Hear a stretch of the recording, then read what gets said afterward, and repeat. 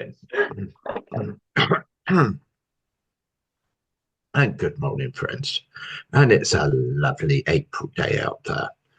But now we have a lot more interest, so stay tuned. Today we have Sue Jones, who is going to inform us of what her title says, Under Occupation, Human Rights in the West Bank. Are there human rights in the West Bank? Sue. Thank you very much, Ray. Nice to talk to you. And just for your information, I'm a Quaker from Wells. I live in Somerset. Okay, so my interest in Israel-Palestine, the first I ever, well, when I was going to leave school, I wanted to work in a kibbutz. It seemed to be a thing to do, but I wasn't old enough. You had to be 18 and I wasn't 18, so I couldn't do that. I did join the United Nations Association Youth, though, and I went on a summer school just after I left school. And one of the sessions concerned illegal settlements in the West Bank, of Israeli settlements in the West Bank of Palestine. And I thought, oh, I didn't know there were problems, but I knew not much about it, and I didn't think about it again for decades until I heard a couple of speakers at our Quaker meeting in Street who'd been to do what I'm going to tell you about now. And I thought, it is a bit of a problem then. There's stuff going on there. And maybe when I retire, I'll do the same myself. So that's the background to what I'm going to tell you about now. And here we go.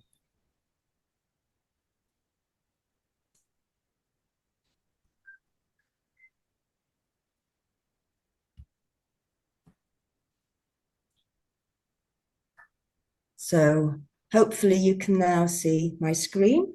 Can I have a thumbs up? Yeah. Yeah, thank you. Thank you. Yeah. So I was with an organization called EAPPI, which I'll explain in a little bit. I was a human rights monitor, went out a year ago for 3 months, and I was based in East Jerusalem. Okay. And I'm going to talk about what life is like under occupation, human rights in the West Bank. Now, what I'm going to do now is show you a 4.5-minute video encapsulating the history of Israel and Palestine for the last 100 years or so. And this gives us a kind of basis to learn about what's going on now.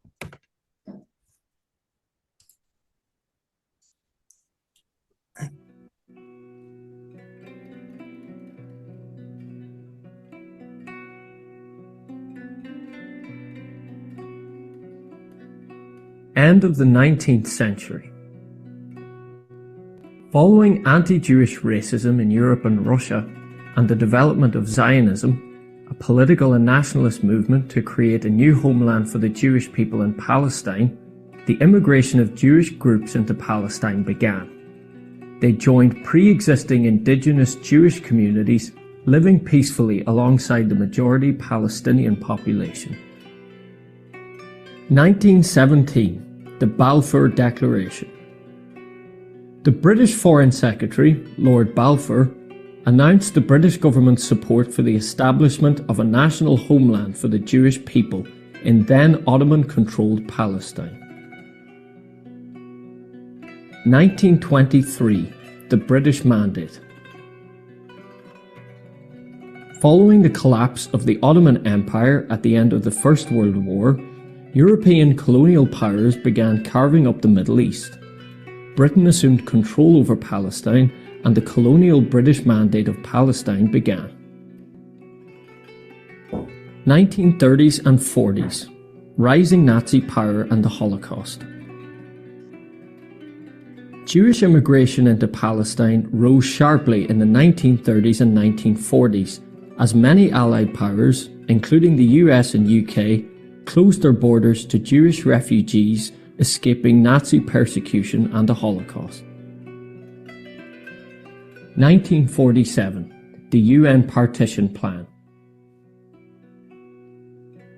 Following rising tensions and violence between Jewish and Palestinian communities and the British decision to end its colonial rule, the UN proposed a partition plan to divide up the land between the Jewish and Palestinian populations. The plan never came into existence, following criticism that it disproportionately favoured the minority Jewish community. 1948. Israel declares independence.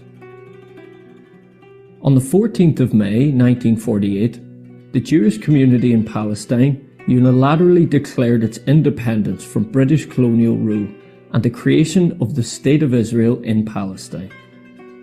The declaration led to violent conflict and the start of the Arab-Israeli war between Israel and the surrounding nations.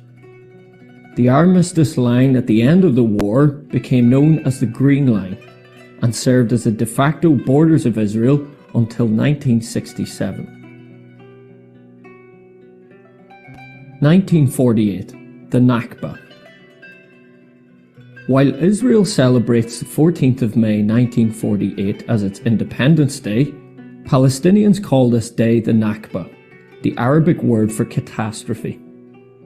In the violence that followed, over 750,000 Palestinians were forced to flee their homes in the new State of Israel. They became refugees living on Palestinian land beyond the Green Line in the West Bank and Gaza, and in neighbouring countries. 1967, the Six-Day War. Israel launched a preemptive strike against neighbouring countries following reports of an imminent attack, marking the beginning of the Six-Day War between Israel and the states of Jordan, Syria, and Egypt.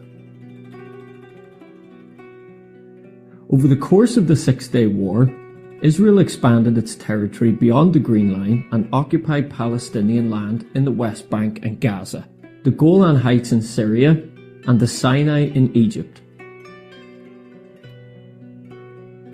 The Israeli military occupation of the West Bank, including East Jerusalem, and control over Gaza, continues to this day, with far-reaching consequences for peace and human rights.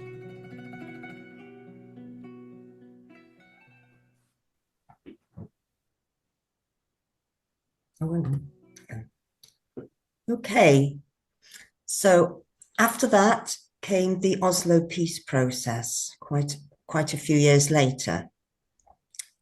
And you might remember this. It was when there was a Prime Minister of Israel, Yitzhak Rabin, who signed an agreement with Yasser Arafat, who was the leader of the Palestine Liberation Organization. And they decided this peace process. Now, this involved dividing the West Bank. You can see the West Bank on the right-hand side and the Gaza Strip on the left. These are the two parts of Palestine that were left once Israel was created. Divided the West Bank into three areas, A, B, and C. And most of the West Bank was classified as Area C, which was the country areas, and they were under Israeli military control. And the idea was that by the year 2000, they were supposed to have been transferred to Palestinian control, but this did not happen. And so the occupation carried on, and the heads of churches in Jerusalem were not happy about what was actually happening on the ground. And they asked the United Nations for peacekeepers to monitor the occupation. The UN said no. So the heads of churches in Jerusalem asked the World Council of Churches for help. And that's where the program that I went on came from. It was started in 2002. It's called the Ecumenical Accompaniment Programme to Palestine and Israel. There are people from about 25 countries who have sent accompaniers over to do this human rights monitoring. And the teams are usually mixed international teams. I was based in East Jerusalem. There used to be 6 teams all over the West Bank monitoring human rights. At the moment, there's only 3. They were sent home during the Gaza war for safety. They came back last January. So these are the accompaniers, and these are the tasks that we do. We monitor human rights abuses for the United Nations and other bodies such as the International Red Cross. The idea is that we wore tabards that said that we were ecumenical accompaniers, and that the soldiers would see these tabards. And research has shown that if soldiers know they're being watched and that they're being reported on, they're likely to behave better. So the idea is that through your presence, you deter human rights abuses. And you can see the picture on the right is of a checkpoint. And another thing we did was, while we were there, we'd show solidarity with local peace and human rights activists. And what was heartening for me was to find that there are quite a lot of groups who are aiming for peace and wanting to coordinate between Israel and Palestine. So there are some joint groups, such as the Parents Circle and Combatants for Peace, that are Israeli and Palestinian, and they work together to organize events and aim for peace. But there also are 20 or more human rights organizations that are Israeli, that are against the occupation, and that are campaign groups. And then the fourth thing that was our duty was, when we come back to Britain, to advocate for the end to the military occupation. That is the thing that we are aiming to do through talks like this. And it's important to say that we are not pro-Palestinian, we are not pro-Israeli. What we are for is pro-human rights and international law. That's our keystone of our existence. And I'm just going to update you about Gaza, because obviously that's been a big thing. So Gaza and the West Bank are the two parts of Palestine. Gaza is a small strip of land, about 5 miles wide by 25 miles long, on the coast of the Mediterranean. And the West Bank is on the west bank of the River Jordan, and that is about 100 miles long by 40 miles wide. So it's not that big. Now, since 1967, the Six-Day War, both have been subject to military occupation by Israel in different ways. So in Gaza, Israel controls the borders and controls who gets in and out. And in the West Bank, the army is in charge of 2/3 of the West Bank directly. Those are the country areas, and Palestine is in control of the towns. But it doesn't actually stop the army coming into the towns every now and again, well, quite often. And the attack on the 7th of October 2023 by Hamas and other armed Palestinian groups, when over 1,200 Israelis were killed, and the holding of civilian hostages, they were violations of international law. And the killing of over 50,000 Palestinians in Gaza by Israel since the 7th of October, that also involves violations of international law. So our programme was against violating international law, whoever by. And to give you an idea of the size of the West Bank and Gaza, I've got it here transposed in real size over a map of the West Country. So you can see the Gaza Strip would be down by Exeter, and the West Bank extends from Cheltenham in the north down to Weymouth in the south, from Bristol in the west over to Swindon and Salisbury in the east. And the sort of bit that's eaten out in the middle on the left-hand side, the dent, that's right in the innermost bit of that is where Jerusalem is. And before I start on the talk, and I'm going to talk about two stories of two different places in Palestine and the different effects of the occupation on them, I'm just going to do some quick definitions. So we have a settlement. You will hear me talking about settlement. Now, this is housing built for Jewish Israelis on the West Bank, which includes East Jerusalem, because Jerusalem is split into East Jerusalem, which is Palestinian on the West Bank, and West Jerusalem, which is in Israel. So these settlements, they are occupied Palestinian land, which under international law is illegal. An outpost, these have been established unofficially by ideological settlers. you'll hear me talk about settlers, and I'll be talking about the more militant active ones. Most settlers are simply, 2/3 at least, are people who have gone to live in settlements because the housing is cheaper, the facilities are good. The Israeli government has built these settlements. They want Israelis to go and live there. So most people just say, well, this is a place I can afford housing, and then I can commute to my job in Jerusalem or wherever. But there are roughly 1/3 of settlers who are there for ideological reasons, who believe that all of the Holy Land is theirs by divine right, and they want to take over more of it. And these outposts are the beginning of settlements, just 2 or 3 caravans perhaps to start with, and they are illegal even under Israeli law, but they're often retrospectively legalized. And those, of course, are also illegal under international law because it's on Palestinian land. A settler is a Jewish Israeli living in a settlement or an outpost. So the first thing I'm going to talk to you about is settler harassment and the Bedouin. Now, I never expected to meet anybody from the Bedouin community. I used to learn about them at school, and the rather romantic idea of sort of nomadic lifestyle. And yet there were some living just a few miles outside Jerusalem, and we visited them every week to start with, and then twice a week. We were asked to go twice a week because the settler harassment was increasing, and they felt that our visits would some way protect them, or at least we could report regularly on what was going on. So I'll explain where we were. So this is a map showing Jerusalem in the middle. You'll see the green line. This is the green line that in 1967 became the border between Israel on the left and Palestine on the right, and the West Bank. So West Jerusalem is on the left and East Jerusalem is on the right. And further in from East Jerusalem on the West Bank, you will see Khan al-Ahmar. And this is where there are 5 Bedouin communities.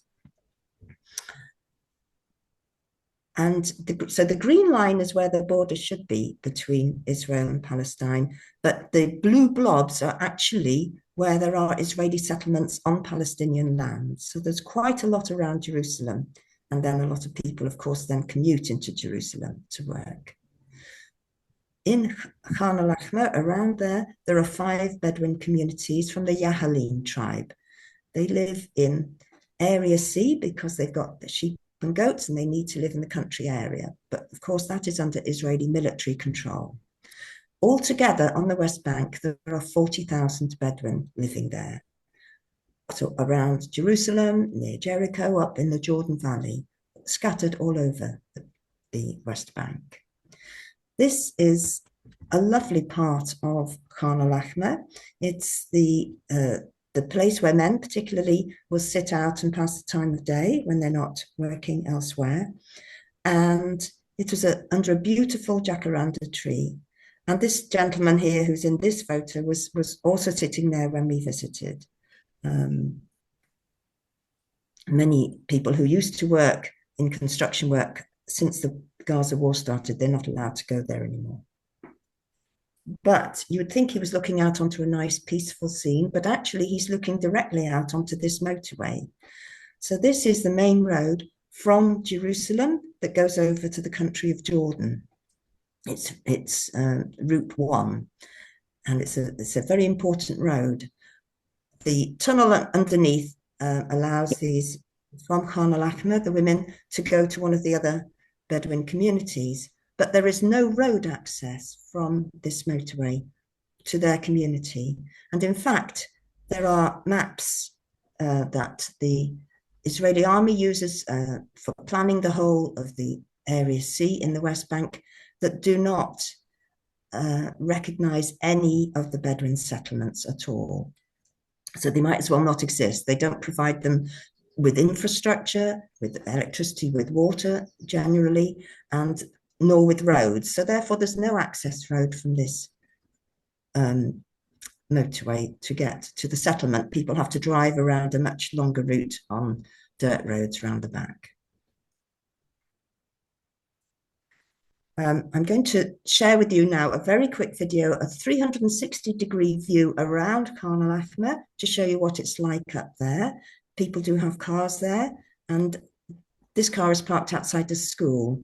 There are some trees here, and you'll see that there are hills all around. It's semi-desert. It really is very dry out there and often quite hot. And on this particular day, it was windy.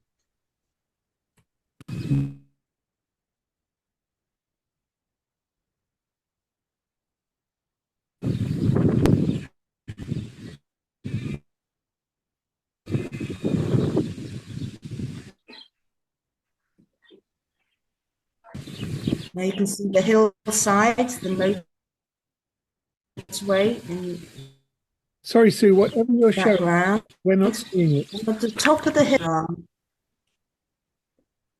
where they're looking. Oh, didn't you see any of the video? We didn't see No, the video. no. We just kept seeing the car. Now we're seeing ladies walking by the compound. Now we're seeing the stop action. Yes, we're sort of seeing a picture at a time. It's not a smooth pan. We're going from picture to picture. That's good. Oh, I'm sorry about that.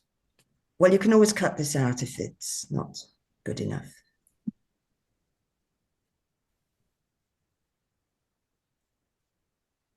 Tell me when you're ready.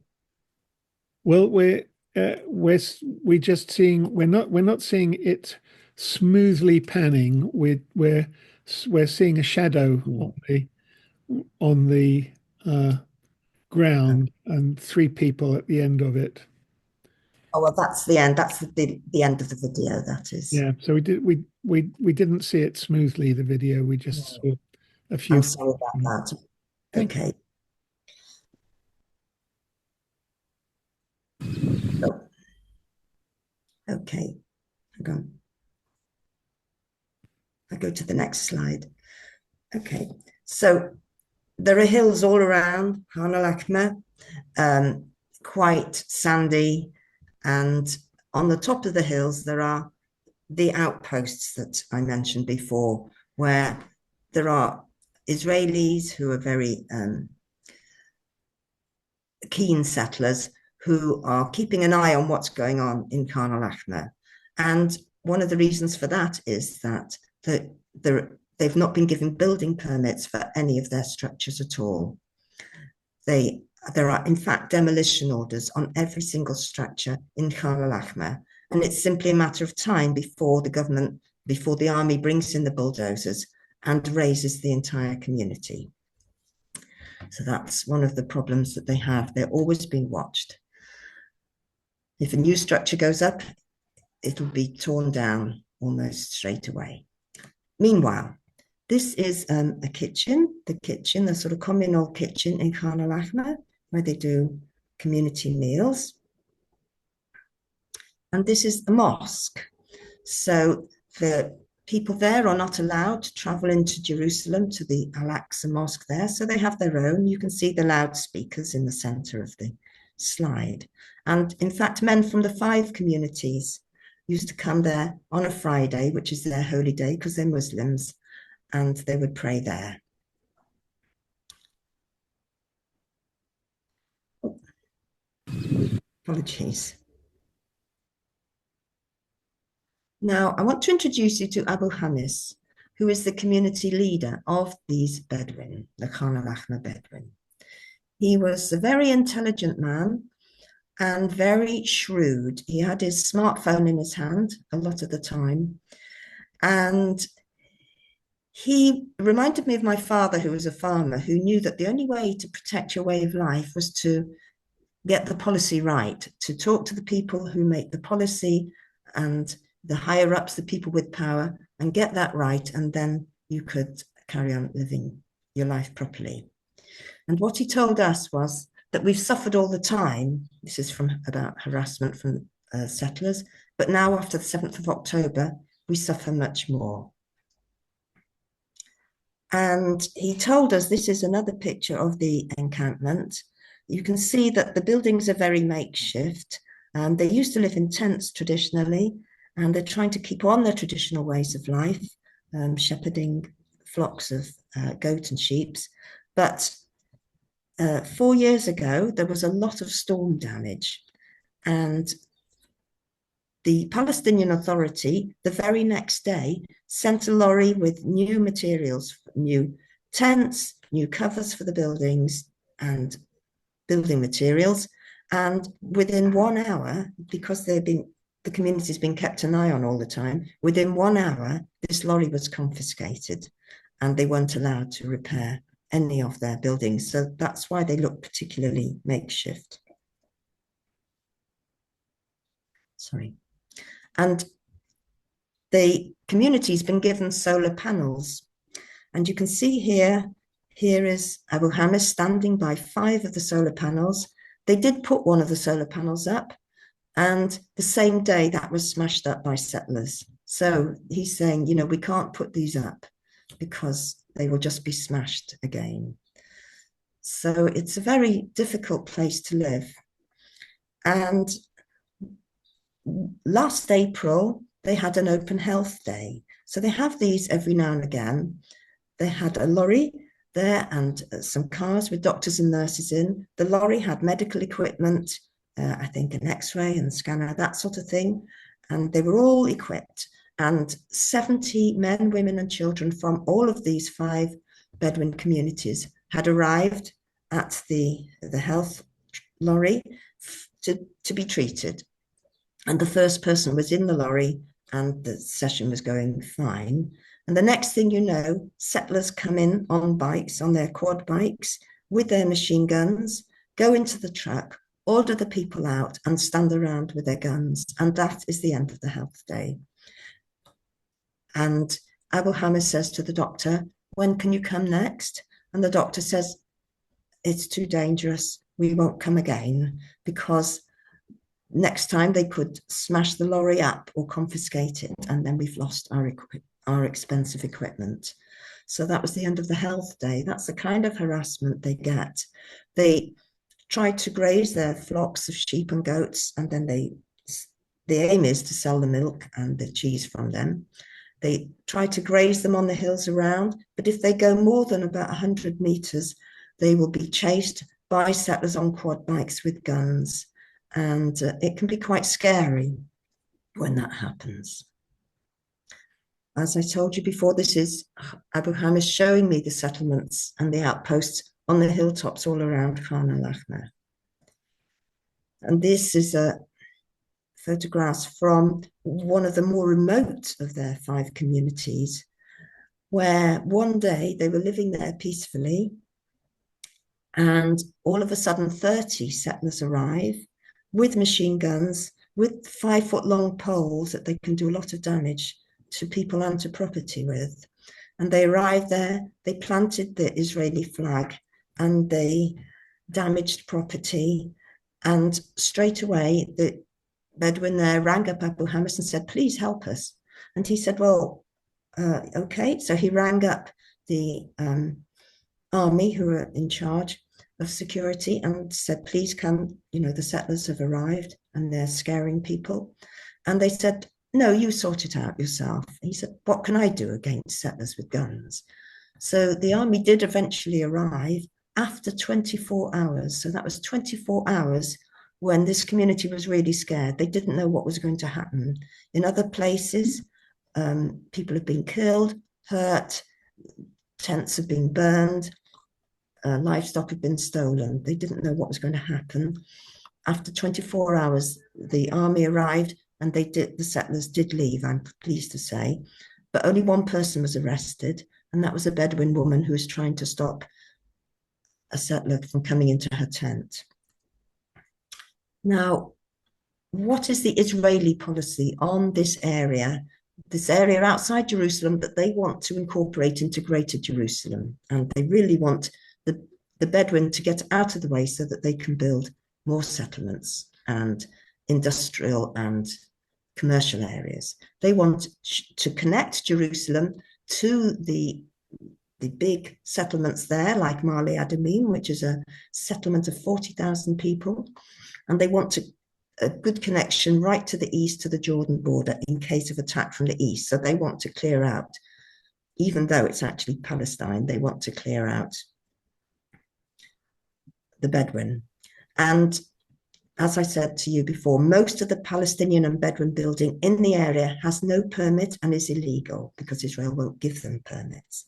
The Bedouin, Israel would say, have been offered transfers, but these were next to a sewage farm in one case and a waste recycler, a rubbish dump in another. So they've said no, because they were only being offered areas to live in. They weren't being offered area to graze their sheep and goats. So that would be the end of their way of life if they accepted it. And one thing that is crucial here in terms of legal niceties is East Jerusalem and the West Bank, East Jerusalem is in the West Bank, is it occupied? Israel says, no, it's not occupied, it's disputed territory. But the United Nations says it doesn't agree. It says that the West Bank is occupied by Israel, and under law, then a lot of things will follow on from that. So under the Fourth Hague Convention, a territory is considered occupied when it's placed under the authority of a hostile army, and that is the case with the Israeli army in the West Bank. And under the Fourth Geneva Convention, occupation should only ever be a temporary situation, so it shouldn't have been carrying on since 1967.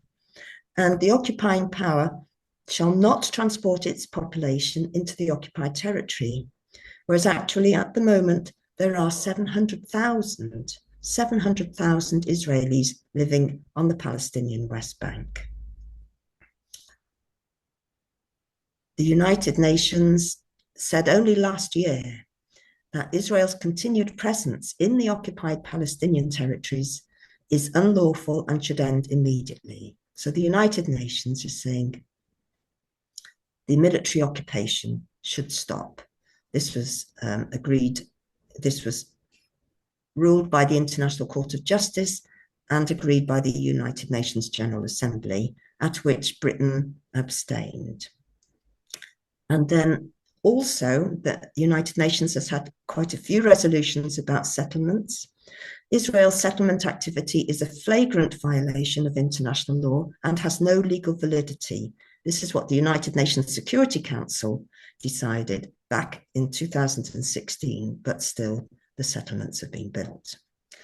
Under the Fourth Geneva Convention, which concerns occupied territories, it was passed after the Second World War, where a lot of horrible things happened in occupied territories. So this was passed. Civilians living in an occupied territory are protected persons who should have access to food, health, education, and livelihood, and they should be protected against harassment and forcible displacement. But they are not getting that access or that protection. There is an Israeli human rights organization called B'Tselem, which says Israel's planning policy is aimed at preventing Palestinian development and dispossessing Palestinians of their land, with a view to enabling Israel to use much of the West Bank for its own needs. And here is Hassan Malihat, who is the director of the Organization for the Defense of Bedouin Rights. He's a Bedouin man himself. He qualified as a solicitor. He's studying now for a PhD, but he is a spokesman for the Bedouin, and every day in his office in Ramallah, he gets reports from Bedouin all over the West Bank about what's happening to them, the harassment they're suffering. He says, and this was last June he said it, and things have only got worse since then. My Bedouin people are being subjected to a large wave of demolition, livestock theft, burning of homes, assaults on men, women, and children, and cutting off of water supply. And if we go back to Abu Hamis now from Khan al-Ahmar, the community leader there, he says, we can't go anywhere to report this. The police don't care. The courts have closed. The army, the police are with the settlers. So they can have no help over there from this harassment. And the group of people who came in as ecumenical accompaniers after we left, they said that in August, a new outpost was established even closer to Khan al-Ahmar. So the threat is increasing. Their days are probably numbered unless we can get the international community to act. The British consulate back into 2 years ago said the demolition of the village of Khan al-Ahmar and the subsequent eviction of its residents could amount to forcible transfer in violation of Article 49 of the Fourth Geneva Convention. So Abu Hamid has been successful in getting support from quite a lot of different countries against what might happen to his community, against any eviction and forcible displacement. But he does fear that when it comes to it, that will not mean anything and the bulldozers will just come. So Khan al-Ahmar, their problems that arise from the occupation is they get a lot of settler harassment, and most recently, the men from the other Bedouin communities don't feel safe to come into Khan al-Ahmar anymore, to the mosque on Fridays, because they're worried about being attacked by settlers. And also, settlers are coming into their encampment at night, playing loud music. Sometimes they arrive on their motorbikes with their machine guns and just in the daytime and just park outside the school. And it is a frightening thing, and there's nothing that the Bedouin can do about it. So they suffer from settler harassment. The army has confiscated building materials, and the army backs up the settlers, whatever the settlers seem to do. And also the government is threatening to demolish all their structures. The school that an NGO from another country has built, their homes and their animal shelters. So that is the story of the Bedouin. And now I'm going to take you to a small Palestinian town of about 10,000 people called Bidu. And we're going to talk about farming, the barrier, and prison, because here we see quite different problems from the occupation, but big problems affecting everyday life, nevertheless. So Bidu, here is the map of the West Bank and Gaza again. Bidu is just north of Jerusalem, a few miles north. Here is a bigger map.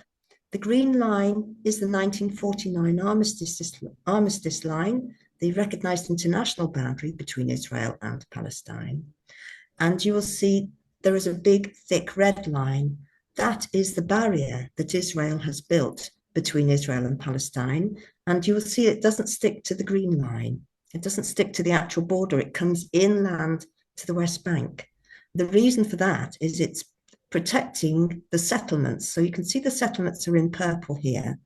There are a lot of settlements, Israeli settlements on Palestinian land outside Jerusalem, and the barrier is supposed to protect them from Palestinian violence. There was some during the Second Intifada, early, about 2000 year, and so they decided that Israelis living on the West Bank needed protection.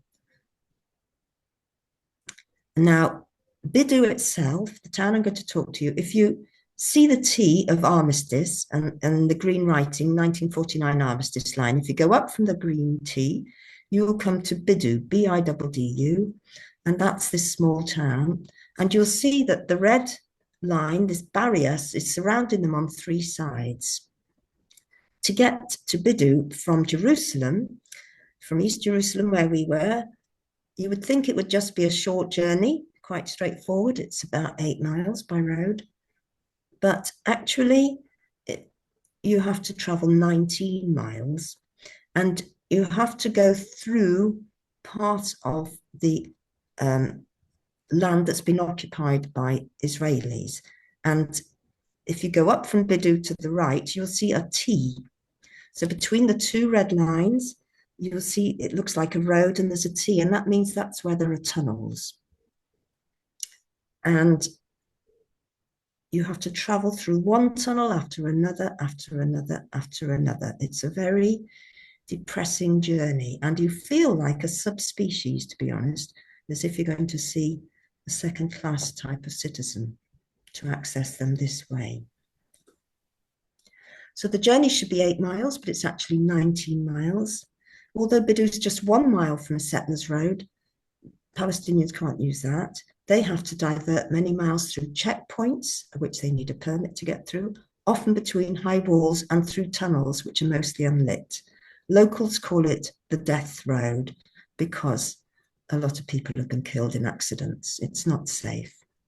This is the start of the death road, and you can see above the tunnel the barrier. So this is, in this case, it's a concrete wall, sometimes it's a fence, but you can see lying ahead of you, tunnel after tunnel. And this is a video of the journey through the tunnels.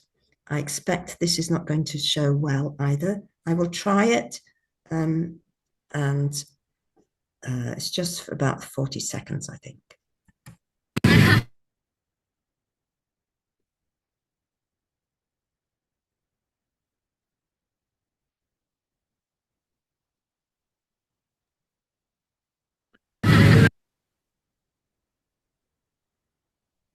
So you can see the high walls. We're just seeing the still shot from the They're quite start. scary places. You come out.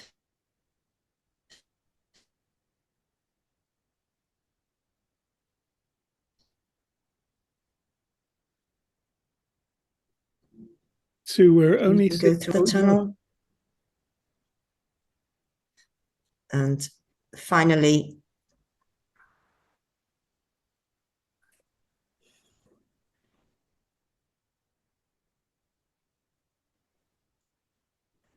but you get the idea. Right. Now, in contrast, the next day, we were traveling along an Israeli road tunnel, and you can see there are lights in the middle of it. It's well maintained. It's quite a pleasant place to be. So it's very, very different. A road tunnel built for Israelis to drive through and one built for Palestinians to drive through.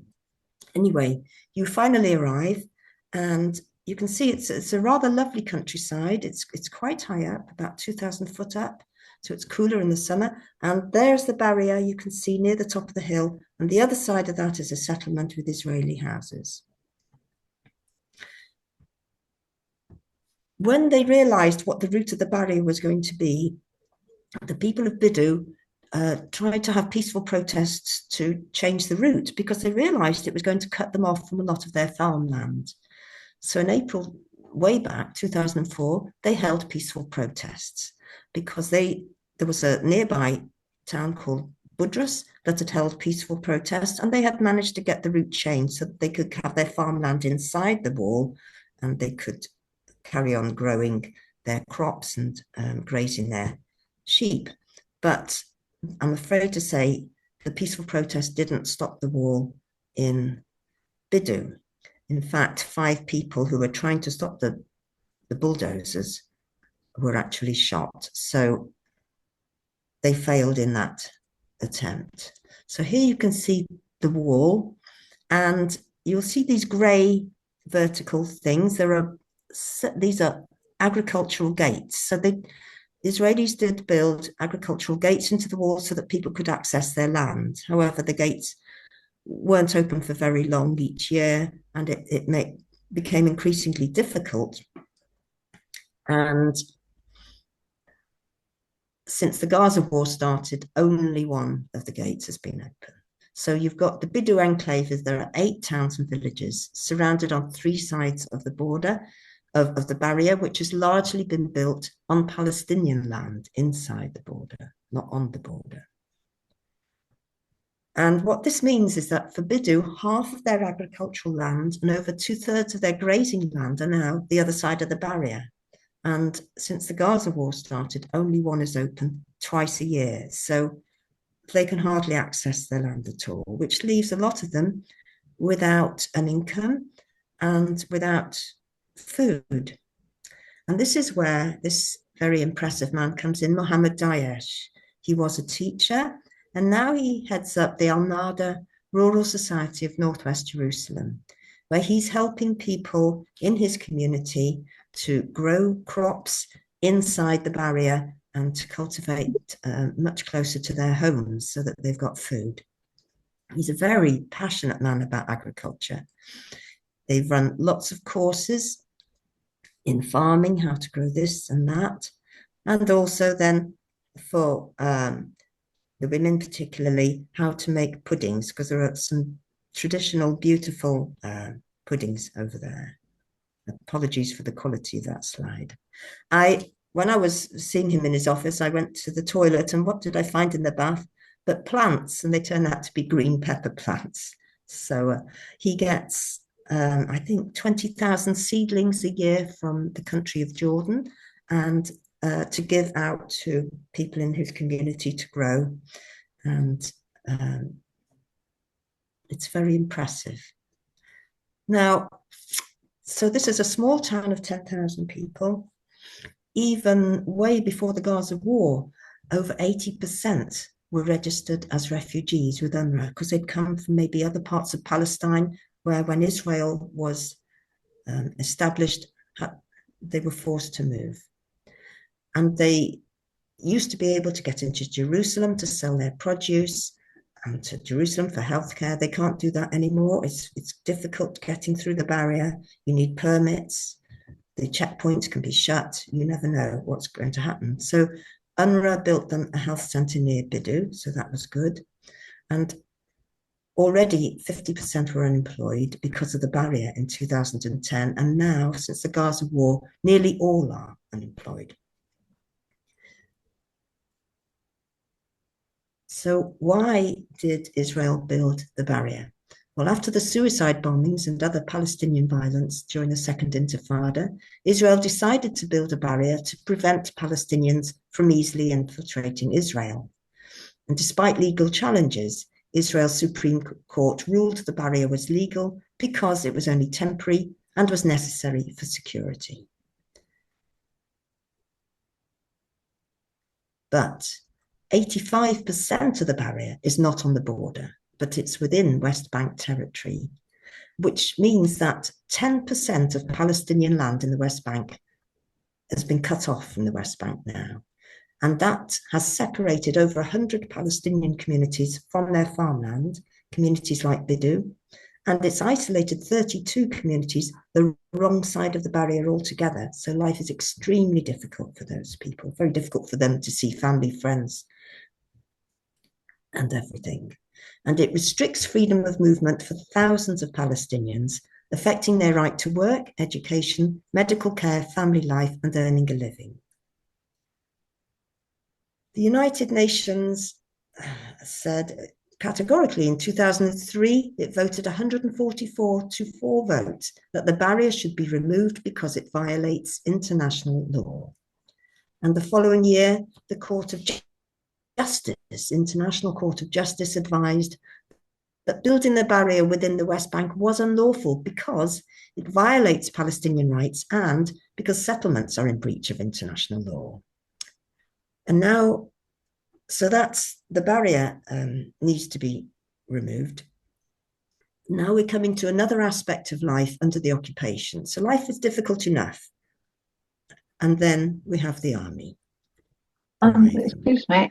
Soldiers regularly come into Bidu, sometimes every day, sometimes every week. They throw stun grenades, which cause a lot of noise and a lot of light, and they've set fire to cars and a church. And why do they do this, you might think?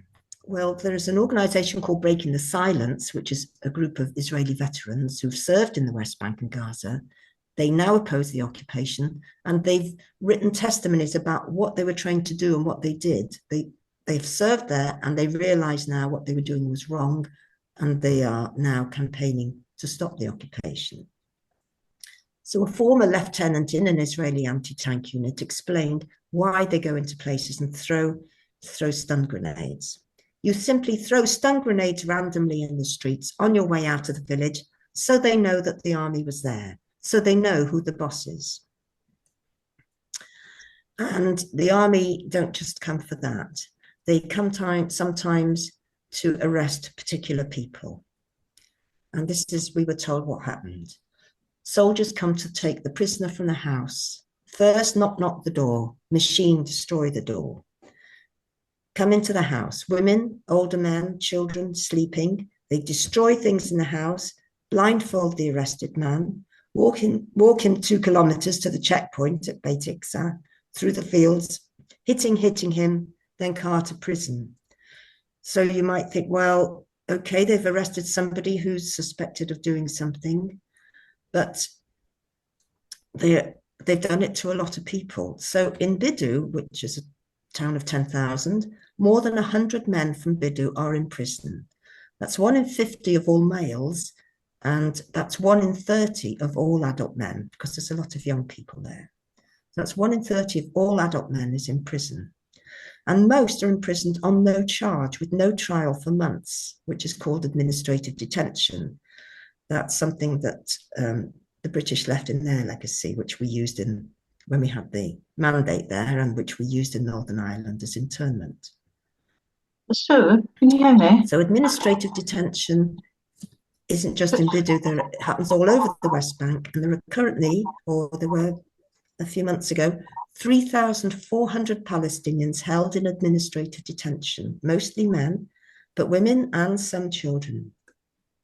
They're detained for up to 6 months in the first instance, but this can be renewed indefinitely. And Israel says this is a necessary preventative measure to combat terrorism and is compliant with international law, and they review the detentions and they allow appeals. However, human rights organizations say detainees don't know what evidence has been used against them, and they cannot easily appeal against it. There is no charge. They're not charged with anything. They have no court appearance. They're simply taken from their homes, put in jail, and they've no idea how long they're going to be there for. Human rights organizations such as B'Tselem and Amnesty International say administrative detention should only be used as a last resort to prevent imminent danger. It should not be used on such a wide scale. So the problems in Bidu are different from the problems in Khan al-Ahmar. The barrier has taken much farmland because most of it has been built inside the border on Palestinian land, and the barrier restricts freedom of movement. And the Israeli army makes regular incursions into Bidu, and many men are imprisoned on administrative detention. Now, these are 2 snapshots of 2 very different communities, but if we look right across the West Bank in the year since the Gaza war started, October 23 to 24, these are United Nations figures. Whereas there used to be 100 Palestinians killed, mainly by the army, every year in the West Bank, in that year, since the Gaza war started, 728 Palestinians were killed, and 23 Israelis were killed in the West Bank. There were 1,500 settler attacks, that's 4 a day, which led to property damage, casualties, all sorts of terrible things, including attacks on primary schools where teachers have been attacked with those 5-foot-long poles and been hospitalized with severe bruising, broken hands. 1,800 properties, that's 5 a day, have been destroyed and confiscated. So they've been demolished or confiscated by Israel. And as a result, 4,600 Palestinians in that year were made homeless. That's 12 every day. And half of those were Bedouins. So although Bedouin only make up a small proportion of the population of the West Bank, they are absolutely in the front line because they're in the country areas that Israel wants to clear for more settlements. And 67 Bedouin communities have been displaced altogether, which is against international law. We go back to Hassan Malihat now, the Sue, can you hear spokesman me? for the Organisation for the Defence of Bedouin Rights. And what he told me last June, he said once they finished in Gaza, they will come to the West Bank and wipe us out. That is his fear. And at the time I thought, that sounded like an exaggeration, but I have to say that since the original ceasefire in the Gaza war, the troops did seem to move over to the West Bank, and I think 41,000 people have been displaced so far. And if we go back to Abu Hanis from Khan al-Ahmar, He said, only international pressure has kept us here for the last 12 years. And international pressure seems to be the only thing that's going to stop the violation of human rights in the West Bank. And this is an Israeli civil rights organization. The significance of applying international pressure to Israeli authorities regarding West Bank violence is as crucial as it's ever been. So what I would just say to you is, if you want to find out more about what's happening in occupied Palestine, you can go to this website, www.eyewitnessblogs.com, which is where people like me have written about what they've seen over there. So that not just the 2 stories I've told you, but lots of different stories. They're all an easy read, 5 or 6 minutes to read. So go there if you want to find out more about what human rights monitors like myself found. And then if you want to do something about it, I would suggest you contact your MP, tell them about the escalating violence, the demolitions, the forced displacement of West Bank Palestinians, and ask him or her to press the government to honour the International Court of Justice ruling last July and call for the end of the military occupation and ban trade with illegal Israeli settlements. International. So that's what I would suggest you do if you want to do something. You can take action now. If everybody in Britain who was concerned about this wrote to their MP, then the MPs might start to realise this is a big issue and put pressure on the government. So I'll stop sharing my screen now. And yeah, you should.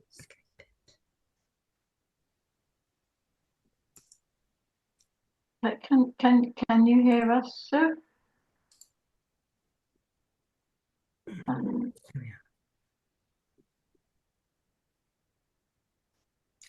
So I apologise that was so long. Sue, can you Patsy hear was us? trying to speak to you, Sue. Sue, I can can't you hear hear what people are us? saying. Can you hear us? Sue, can you hear us? Can you hear us? Can you hear us? You can't hear, I don't think. No. Hello, Can she David. see us? Sue, you've not been able, people have been trying to talk to you and you've not been able to hear us. In fact, I don't think you can hear anybody. So, Patsy, say something and see if Sue can hear you. Who's she telephoning? Sue, can you? I can try and phone. I'll try phoning her. No, I can only hear you via the phone. I can't hear you on the thing. Right. Okay. Maybe I you've don't got know how to do that. 2 ticks. Hopefully. Sue. You want to say something, Angela? Yeah, I would. What do I need to do? This is really, really, really important. Amnesty International have produced a report. It's called "This is Genocide." In other words, I don't think I can hear you. Yeah, can you hear me? No, she can't. Well, can everybody hear me? This is for everybody. This is action for everybody. I can't hear you. After an in-depth investigation, Amnesty International found sufficient evidence to conclude that Israel is committing genocide against Palestinians in occupied Gaza. The nature and scale of the crime demand recognition and a response from the international community. That is what we need to be writing to our MP about. It has been defined, I'm sorry to shout, but it's really important. This is where, if you live in Bristol, go down to the Amnesty International bookshop, because this is where I picked up this issue. It's the spring issue. You can look at it online. It's page 16 is the article, and it sets out the headings of the definition of genocide under international law. You know, this is what we have to do to our government. The government, if something is genocide, the government of the world have responsibility to do something. So it's not just writing a letter to the MP saying, oh, it's awful. It's saying there is genocide. Right. What is the British government doing? I mean, my MP is Darren Jones. He's Labour. He's in the Treasury. I'm trying to think of a way to give him this so that he can, you know, he can discuss it in cabinet with Steer and with Keir and so on and so forth. It's really important, I think. And Quakers, as an organisation, have a responsibility, in my mind. We all have a responsibility if there is genocide. The Quakers have a responsibility to put pressure on the British government. You know, this is genocide. Why are we still selling arms to Israel? Yeah. Sorry to be so loud, but I think you can go to the Amnesty bookshop in the Gloucester Road. Buy a book from them, please. I bought a book for 30p from them, and I said, can I pick up, oh, there's your magazine. Can I pick up a copy? It's all in there. It's really important. Sorry. It's very important. Really important. You're quite right. No. Absolutely, Angela. Brilliant. Yes. Thank you. Yes. Thank you. I'm a teacher. I shout when I know I'm right. Sorry about that. Yes. Sue, are you able to hear us now? Were you able to catch? At what point were you able to start hearing Angela? What did you do? And she was about halfway through, I think. Yes, but I'm sorry. I just needed to press a button. Yeah. Okay. Well, the magazine is the spring 2025 issue, and I'm sure it will be available online. And if you want to read it, it's on the article, This is Genocide, starts on page 16. So you can read for yourself, because they look at the categories of definition of genocide. I didn't catch whether, sorry, is the magazine itself, is that called Amnesty or something else? No, that's it. That's the cover. Amnesty magazine. Right. Amnesty, spring 2025. Go and buy.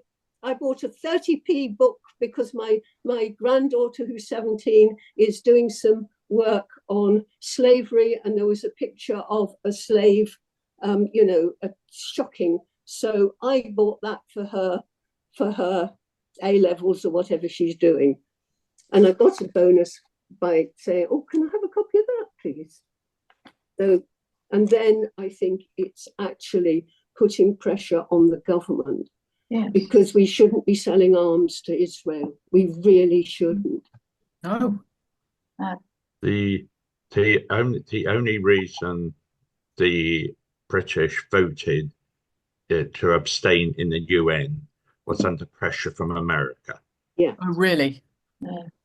Well, my nickname for Trump is Adolf Hitler Trump, and Musk as well, because I grew up, I was born in 1939, so I grew up where I only had to hear Hitler's voice and I would have a nightmare. And that happened. So the effect on the children of this whole area, Palestinian children, will be traumatized. Yeah. It's so serious. So serious. It's just a bit horribly like a rerun, isn't it? Unfortunately, yes. The French always have a saying, plus ça change, plus c'est la même chose. And in this case, it's sad. It's sad. And will they ever learn? Yeah. Judy feeling. Yeah, but... Right. It has been going on for so long, hasn't it? One starts to wonder when this will change in that sense. I think only by the countries which surround Israel, Palestine, start to actually get together and say, look, this cannot continue. But also we have the Americans who are going to have lots of internal problems, maybe have less time for the support of Israel, where Israel has a number of very powerful friends within the American Senate, and a lot of money from these powerful friends goes towards Israel. And I think America is, as I say, will have internal problems, and they won't be able to do more pressure and pressurizing from outside, because Trump has kind of decimated their economy, and this will continue for a long time. And I don't know if he realizes that, or even if he gives a monkeys. Really, he doesn't give a monkeys. He doesn't give a monkeys. So anyway, my friends, it's one of those things. How do you see the next few years, Sue? I don't know. I mean, I couldn't talk about Gaza because the idea is to be an eyewitness, and we didn't serve in Gaza. I think, we talked to our taxi driver at one point, who was also, quite a mainstay of the program. He was our translator and took us to various communities and that. And we said, do you think you could, live as in a in a one state now, with Israelis? And he didn't seem to think so, not after what had gone on. And that was a year ago. He said, maybe if the Israelis, maybe if we occupied Israel for 60 years, the same as they've occupied us, maybe then we could live together. But so I don't know. I don't know what the answer is, but it's nice that there are some groups that are trying to find, common ground, and that's encouraging, but it's not making an effect, is it, nationally? Although I did see today that there's more and more Israelis are saying to their government, we just want the hostages back, stop the war. So there's RAF reservists who've said that. I think quite a few academics and another group of people as well. So I think pressure is starting to build in Israel to finish the war ASAP, but who knows? And what does finish the war mean for the Palestinian people if they don't also withdraw their troops? Yes, it's not justice. You want peace, but you want it with justice, don't you? Yes. So, just to put 2 cents in, I see people getting very emotional about this, and I think you were very matter of fact and clear in your talk, Sue, without just describing as a witness what was going on, without getting emotional. And I think that's actually a starting point, is because as soon as we get emotional about things, it polarizes the situation for people we're talking to. It creates a resistance. From my own experience, I've been on peacekeeping groups in a few countries, with meditation groups, and just by being in a country, creating coherence in national consciousness, that creates an effect. And the leader of the groups, when I was doing this, Maharishi, said that the is the Arabs cannot win until they are united amongst themselves. And when I went with this group to Syria, we were looking for hotels to increase, to bring in reinforcements. And the lovely Syrians who we were talking to said, we have a saying, me against my brother, me and my brother against our cousin, me and my brother and our cousin against you, right?